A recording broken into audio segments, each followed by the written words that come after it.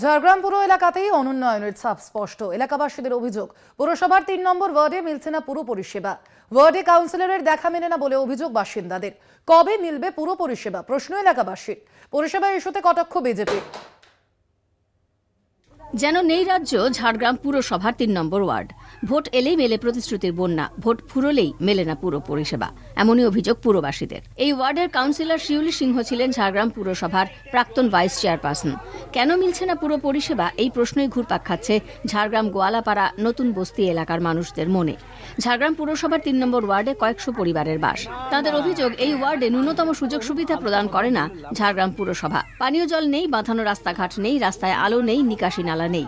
ফলে সামান্য বৃষ্টি হলে হাঁটু সমান জল জমে রাস্তায়। নিকাশি ব্যবস্থা না থাকায় সেই জল পানীয় জলের পাইপে ঢুকে যায়, ফলে টাইম কল থেকে নোংরা জল পড়ে। এভাবেই চলছে দিনের পর দিন।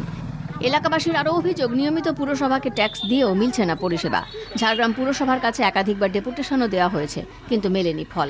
এলাকায় দেখা মেলে না স্থানীয় কাউন্সিলরের। যে আমাদের পাড়ার কাউন্সিলর, তিনি তো ভোটের পরে ধারে পাশে আর তাকে আর আমরা তার চেহারাটা দেখতে পাইনি যে তিনি কেমন।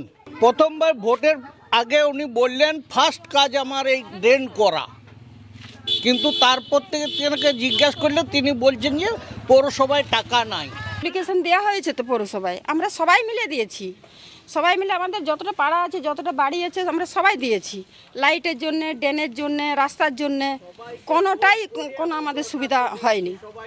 স্থানীয় কাউন্সিলরের সঙ্গে কথা বলে সমস্যার সমাধান করবেন বলে জানিয়েছেন তৃণমূলের জেলা কমিটির সদস্য রেখা সোরেন। ৩ নম্বর ওয়ার্ডের জনগণ বিষয়টা জানিয়েছে। বর্তমানে যিনি পুরো প্রতিনিধি আছেন, বিষয়টা ওনার সঙ্গে আলোচনা করব, যাতে কাজগুলো দ্রুততার সঙ্গে হয়। অবশ্যই এই বিষয়টা আমি বর্তমান পুরো প্রতিনিধির সঙ্গে আলোচনা করব। শাসক দলের দুর্নীতি ও স্বজন পোষণের রাজনীতিতে কটাক্ষ বিজেপির। এরা সমস্ত জায়গায় করাপশন, দুর্নীতি, নিজেদের পকেট মানি ভেবেছে, বাকি এলাকার পাড়ার কোনো জায়গার উন্নয়নের কথা ভাবেনি, আর এখনো পর্যন্ত ভাবছে না। সব জায়গায় শুধু করাপশন আর দুর্নীতি।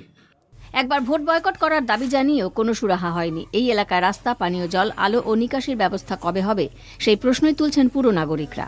ঝাড়গ্রাম থেকে অরূপ ঘোষের রিপোর্ট, কলকাতা টিভি।